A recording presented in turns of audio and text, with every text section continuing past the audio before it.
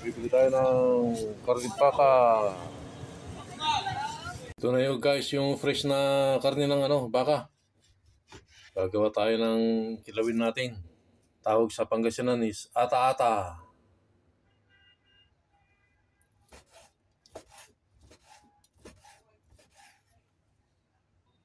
Ito na guys, yung nagagayat natin. I-set aside muna natin dito sa rep.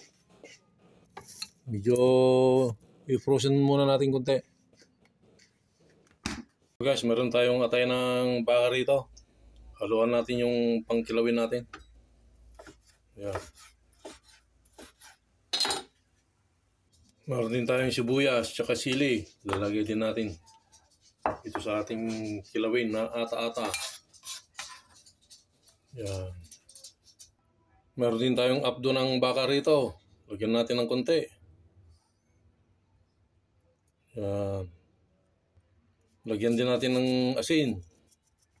Ang katamtaman lang na asin. Yan.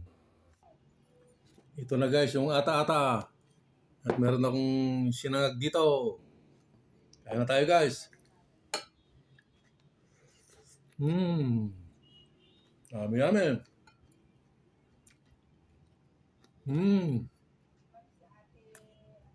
Champion. Pwedeng papulutan, pwedeng pang ulam. Kaya na guys. Yummy yummy.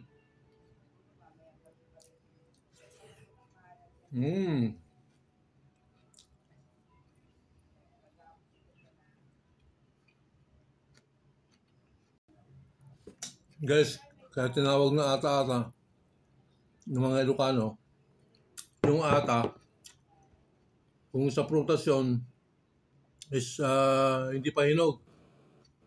Kung sa karne naman, fresh, hindi pa luto.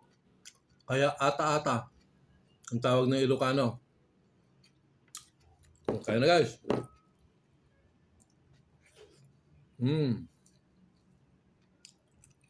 Nilagay ko muna sa freezer para matanggal yung bakterya niya